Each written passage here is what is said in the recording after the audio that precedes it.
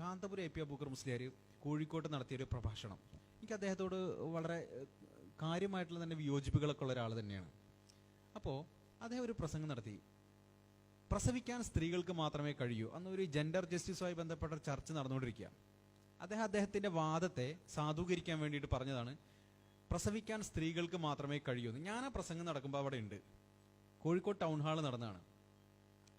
ഞാൻ പുറത്തിറങ്ങി ഓഫീസിൽ വന്ന് നോക്കുമ്പോൾ മലയാളത്തിലെ പ്രധാനപ്പെട്ട ഒരു ചാനലിൽ പോകുന്നു, സ്ത്രീകൾക്ക് പ്രസവിക്കാൻ മാത്രമേ കഴിയൂ എന്ന് അദ്ദേഹം പറഞ്ഞു എന്നാണ്. വലിയ ബ്രേക്കിംഗ് പോകുന്നു, ചർച്ച നടക്കുന്നു.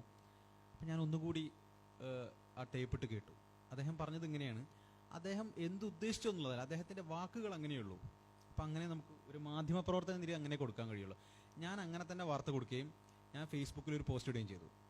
ആ റിപ്പോർട്ടർക്ക് വലിയ അസ്വസ്ഥത ഉണ്ടാവുകയും, അപ്പോൾ കാന്തപുരം ആയതുകൊണ്ട് അദ്ദേഹം അങ്ങനെ പറയൂ, ചിലപ്പോൾ അദ്ദേഹം അങ്ങനെ ഉദ്ദേശിച്ചിട്ടുണ്ടാവാൻ കാന്തപുരം, അത് വേറെ പ്രശ്നം. പക്ഷെ നമ്മുടെ മുന്നിലുള്ള ഡോക്യുമെന്റിൽ എന്തേ ഉള്ളൂ, പ്രസവിക്കാൻ സ്ത്രീകൾക്ക് മാത്രമേ കഴിയൂ എന്നുള്ളതാണ്. അത് വാർത്തയാക്കിയപ്പോൾ സ്ത്രീകൾക്ക് പ്രസവിക്കാൻ മാത്രമേ കഴിയൂ, രണ്ടും തമ്മിൽ ഭയങ്കര വ്യത്യാസമുണ്ട്. കാന്തപുരത്തിന്റെ നിലപാട് സാധൂകരിക്കപ്പെടുകയോ അല്ലെങ്കിൽ നിരാകരിക്കപ്പെടുകയോ ചെയ്യുന്നതല്ല എൻ്റെ പ്രശ്നം.